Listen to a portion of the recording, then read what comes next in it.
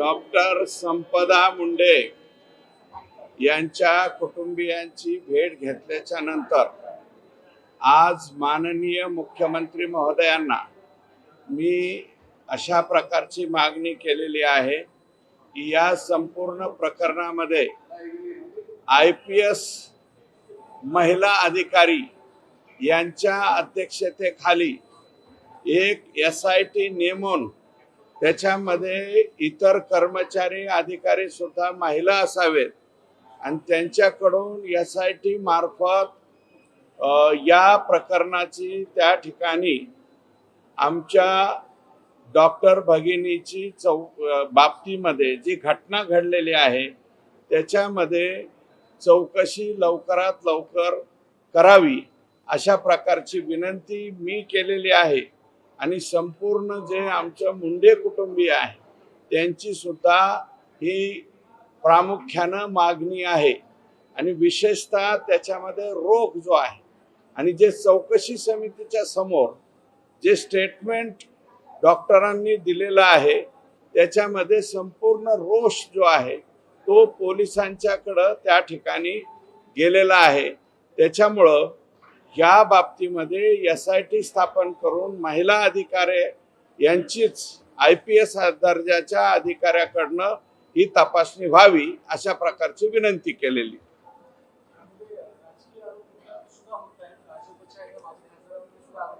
हे बघा, ते राजकीय आरोपाच्या संदर्भात मी अधिकच काही बोलणार नाही, परंतु जे चौकशी समितीच्या समोर स्टेटमेंट केलेलं आहे त्या स्टेटमेंटमध्ये डॉक्टरांनी त्या लेकरांनी जे सर्व रोष जो आहे तो स्थानिक म्हणजे बदने याच्यावरती जास्तीचा व्यक्त केलेला आहे, स्थानिक पोलिसांच्या वरती केलेला आहे।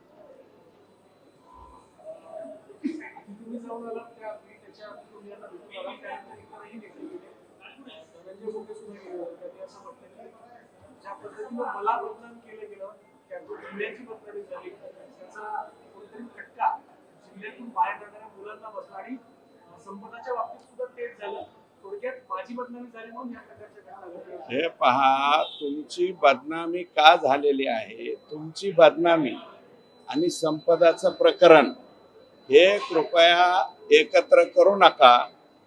तुम्हाला जे आहे ते मुळात तुम्ही 250 दिवस तुम्हाला बोलताच आलं नाही असं तुम्ही म्हणताय आणि त्यातून बाहेर निघून आल्याच्या नंतर कुठलंही काही प्रकरण घडलं की त्याला स्वतःची जोडायचं।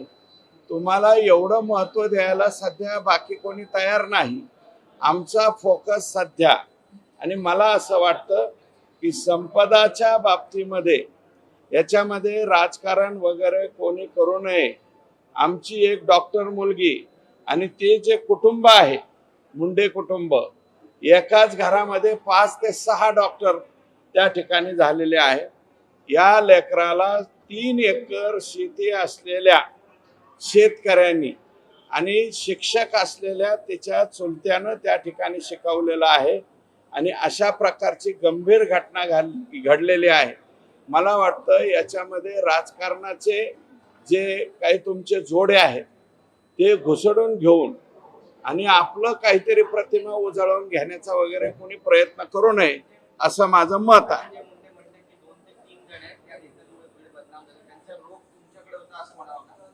त्यांचा रोग कुणीकडे होता मला माहित नाही, त्यांनी नावानिशी बोलावं, मग आम्ही बदनामी आणि पुन्हा जे काही बरंच बोललेलो आहे ते सुद्धा आम्ही बोलू शकतो परत। आता isakal.com आहे देशातील नंबर 1 ची मराठी न्यूज वेबसाईट। प्रत्येक अपडेटसाठी isakal.com ला नक्की भेट द्या।